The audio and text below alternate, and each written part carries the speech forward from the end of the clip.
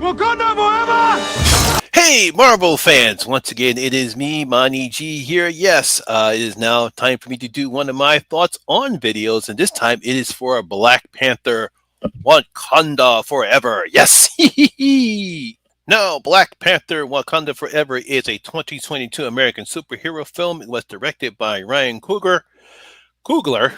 It's written by Ryan Coogler and Joe Robert Cole. Now, the film stars Letitia Wright, Lupita Nyong'o, Diana Gaguri, Winston Duke, Dominic Thorne, Tenoch Huerta, and Angela Bassett. Now, in the film, the people of Wakanda fight to protect their home from the intervening world powers as they mourn the death of King T'Challa. You know, when Marvel's Black Panther, based on the comic book character that was created by Stan Lee and Jack Kirby, was released in 2018, many consider it to be one of the best movies in the Marvel Cinematic Universe, or the MCU. Featuring a predominantly black cast, critics praised the film not only for its costume design, production values, and soundtrack. It was mainly for its acting, particularly Chadwick Boseman, Michael B. Jordan, and Letitia Wright. Now, the film would go on to gross $1.3 billion worldwide, becoming the highest grossing film directed by a black filmmaker, Ryan Coogler. Now, obviously, everyone was excited, waiting to see what Ryan Boseman and Kevin Feige would come up in store for the fans with the impending sequel. Unfortunately, in August of 2020, everyone was shocked to hear the sudden death of actor Chadwick Boseman, who unfortunately died from colon cancer. He actually was suffering from it all the way from the time he was filming, I believe, maybe Civil War, obviously the Black Panther movie, then Avengers, Infinity Wars, and Endgame, and didn't tell anybody about it. I think the only person who knew was his wife or girlfriend at the time. Didn't tell anybody about it, and so obviously it was a huge shock to everyone when it was announced he had passed away.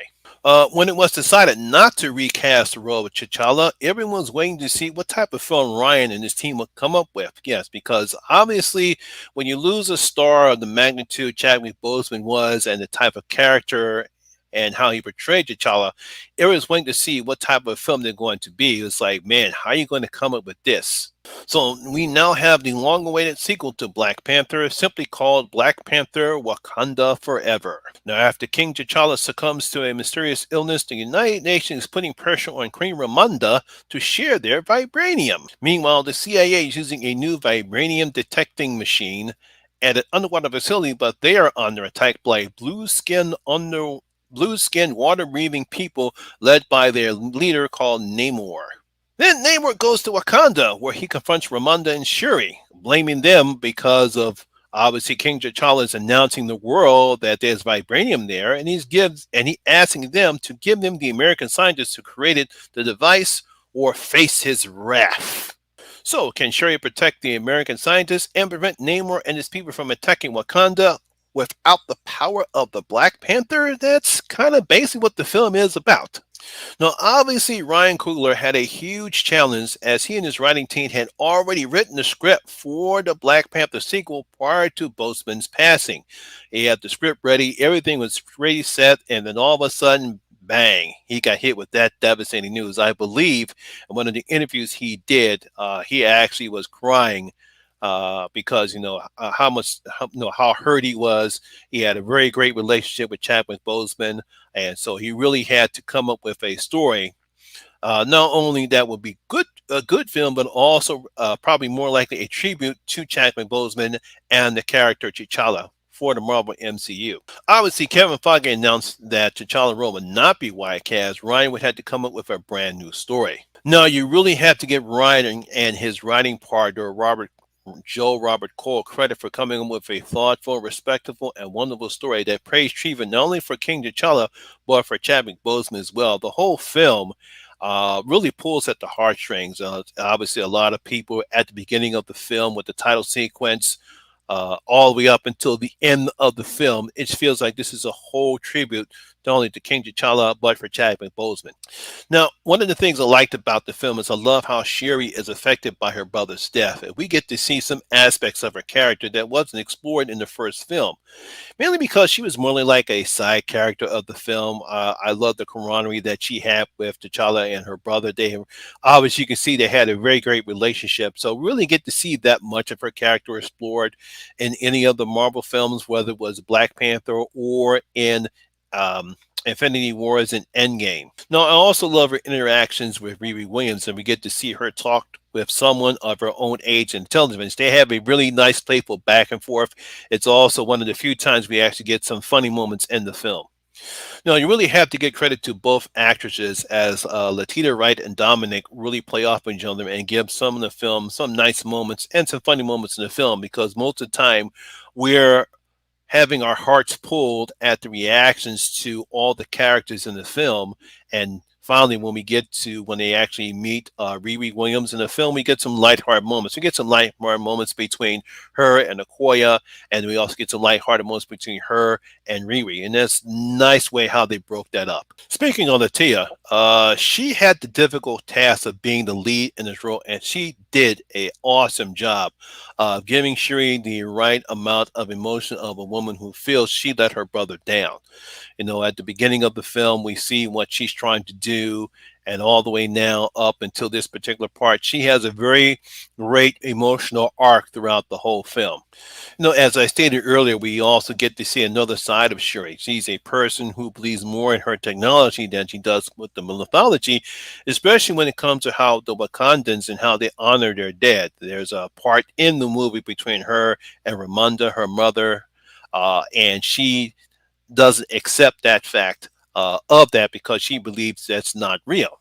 And that's an aspect we really didn't know about Shuri. And I like how they explored that fact. Like I said before, if there's anyone that has an emotional path throughout this film, it's Shuri. Perhaps one of the more better moments in the film is Bassett's character as Ramonda. She's the one that not only does she still has to mourn the death of her son, but she also has to stay in charge of a country who is now filled with no Black Panther. There's nothing to stop them from taking the vibranium, and she has to prove to the world that they're still capable of protecting each other.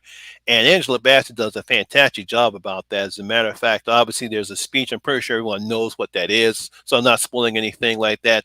There's a lot of buzz going around that she deserves an Oscar nomination. I believe she does too, because she does a fantastic job in this role. Now, as for Shuri, getting back to Shuri, I love her interactions with all the cast, because all the cast is fantastic here, especially with Winston Duke playing my favorite character, the Jabari Libra M'Baku.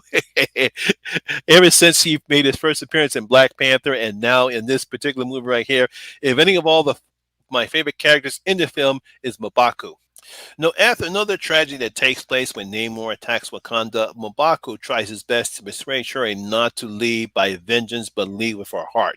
Not to get any spoilers, but I'm pretty sure if you've seen the movie, you know what I'm talking about. So it's amazing how this character, who seems to be more all about power and in fighting, he's the one that tried to talk sense into Shuri. So I thought that was fantastic. Speaking of Namor, Mexican actor Tenoch Huerta is okay as the Submariner, or as Namor to be precise.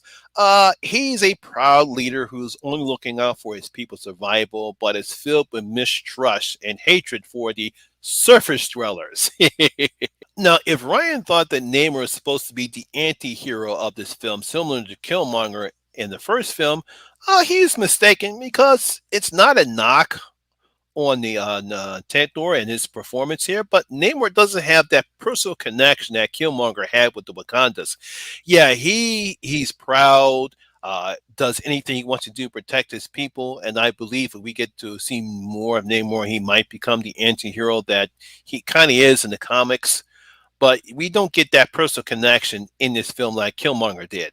Now, for you Marvel comic book fans, it's obvious that Ryan and Kevin Feige didn't want any similarities between Namor and Aquaman, so they changed Namor's backstory, having him come from a Mayan underwater city called Tokalan instead of Atlantis. Obviously, because of the success of Aquaman in the DCEU, I'm pretty sure that Kevin and Ryan didn't want people saying you're copying off of Aquaman. But as we all know, people who read the comics and the source material, we all know that both Namor and Aquaman or Arthur Curry, they have similar origins when it comes to their respective universes. But I didn't mind the change. Obviously, he still has the same powers that he has in the comics. Obviously, he has the ankle wings on his legs, on his ankles, on his feet. He's known as a mutant in this particular film, so that's more exposure to mutants when it comes to obviously with the X-Men coming up. And he has basically the same type of powers that he has in this film as he does in comics, but it simply just changes his backstory to not make any similarities between him and Aquaman. Now, this allows us to get some great shots. This allows Ryan to get some great shots of the city, as Ryan does a fantastic job of making Tokalan a very colorful and bright one, despite the fact it's underwater. It's not the same as Atlantis is. It's obviously very bright colors, typical of the Mayan culture right there. It's a little bit more murkier than we saw in Atlantis because Atlantis was more bright, real bright, flashy lights. This one is more colorful, and the only brightness that we see is in the center of the city, but it's more murky. So I like to give Ryan. He did a fantastic job of making he made Tokan. I think it's how you pronounce it in the film. Another thing Ryan makes up for is the poor CGI effects that he used in the third act in the first film. Now, here we get some decent fight scenes between the Wakandas and Namor's people.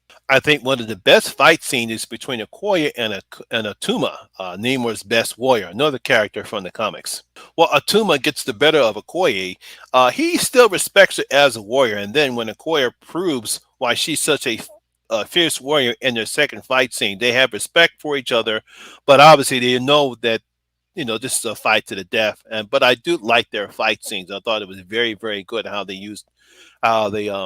did the fight scenes in this one. Unlike the CGI mess, was the only thing I didn't like in the first Black Panther film.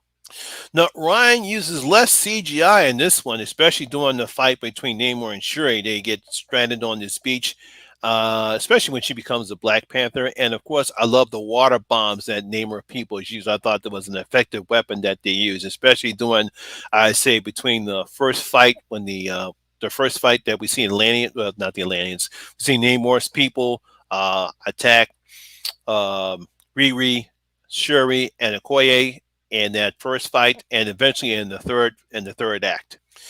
No, obviously we all miss Chadwick Boseman's presence, and we get to see that, and we get to see and feel that in the film.